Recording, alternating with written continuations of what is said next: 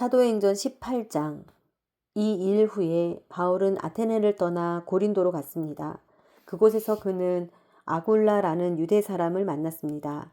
그는 본도에서 출생한 사람인데 유대 사람들은 모두 로마를 떠나라는 글라우디오 황제의 칙령 때문에 얼마 전 자기 아내 브리스길라와 함께 이탈리아에서 내려온 것입니다. 바울은 그들을 찾아가 그들과 함께 일하며 지냈습니다. 바울도 그들과 마찬가지로 천막 만드는 일을 했기 때문입니다. 안식일이면 그는 회당에서 토론하며 유대 사람들과 그리스 사람들을 설득하고자 했습니다. 실라와 디모데가 마케도니아에서 오자 바울은 말씀 전하는 데만 전념해 예수가 그리스도이심을 유대 사람들에게 증언했습니다. 그러나 유대 사람들은 바울에게 대들며 욕설을 퍼부었습니다. 바울은 자기 옷에 먼지를 떨며 단호하게 그들에게 말했습니다. 여러분들이 멸망해도 그것은 여러분들의 책임입니다. 나는 이제 책임이 없습니다. 이제 나는 이방 사람들에게 가겠습니다. 그러고 나서 바울은 회당을 떠나 디도 유스도라는 사람의 집으로 갔습니다. 그는 하나님을 경외하는 이방 사람인데 그의 집은 회당 바로 옆에 있었습니다. 회당장 그리스보와 그 온 집안이 주를 믿게 됐고 바울의 말을 들은 다른 많은 고린도 사람들도 믿고 세례를 받았습니다. 어느 날 밤 주께서 환상 가운데 바울에게 말씀하셨습니다. 두려워 마라. 잠잠히 있지 말고 말하여라. 내가 너와 함께 있으니 아무도 너를 해치지 못할 것이다. 이 도시에는 내 백성이 많다.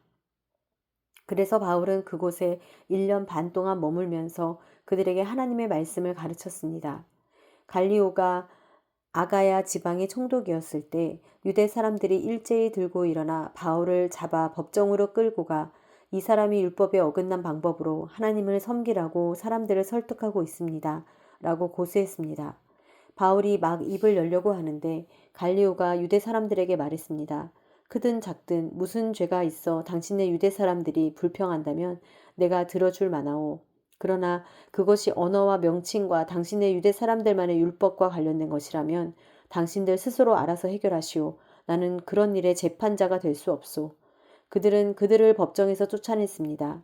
그러자 그들 모두는 회당장 소스데네를 붙들어 법정 앞에서 그를 마구 때렸습니다. 그러나 갈리오는 이 일에 전혀 상관하지 않았습니다. 바울은 얼마 동안 고린도에 머물렀습니다. 그러고 나서 그는 형제들과 작별하고 배를 타고 시리아로 가게 됐는데 그때 브리스길라와 아굴라도 동행했습니다. 배를 타고 출항하기에 앞서 바울은 전에 서원했던 것이 있어서 겐그레아에서 머리를 깎았습니다. 그들은 에베소에 도착했습니다. 바울은 브리스길라와 아굴라를 그곳에 남겨두고 혼자 회당에 들어가서 유대 사람들과 토론했습니다. 좀 더 머물러 달라는 그들의 요청을 바울은 뿌리쳤습니다. 그러나 그는 떠나면서 하나님의 뜻이라면 다시 돌아오겠습니다. 라고 말했습니다. 그러고 나서 그는 배를 타고 에베소를 떠났습니다. 그는 가이사라에 도착해서 예루살렘 교회에 올라가 인사한 뒤 안디옥으로 내려갔습니다. 안디옥에서 얼마 동안 지내던 바울은 그곳을 떠나 갈라디아와 부르기아 지방을 두루 돌며 모든 제자들에게 힘을 북돋아 주었습니다. 한편 알렉산드리아에서 태어난 아볼로라는 유대 사람이 에베소로 왔습니다. 그는 학식이 많고 성경에 능통한 사람이었습니다. 그는 일찍부터 주의 도를 배워 열정을 가지고 전도할 뿐 아니라 예수에 대해서도 정확하게 가르쳤습니다. 그러나 요한의 세례만 알고 있을 뿐이었습니다. 그가 회당에서 담대히 말하기를 시작하자 그의 말을 들은 브리스길라와 아굴라는 그를 집으로 데려다 하나님의 도에 대해 더욱 정확하게 설명해 주었습니다. 아볼로가 아가야 지방으로 가고 싶어 하자 형제들은 그를 격려해 주면서 그곳에 있는 제자들에게도 편지를 써서 그를 영접해 주도록 했습니다. 아볼로는 그곳에 도착해 하나님의 은혜로 믿게 된 사람들에게 큰 도움을 주었습니다.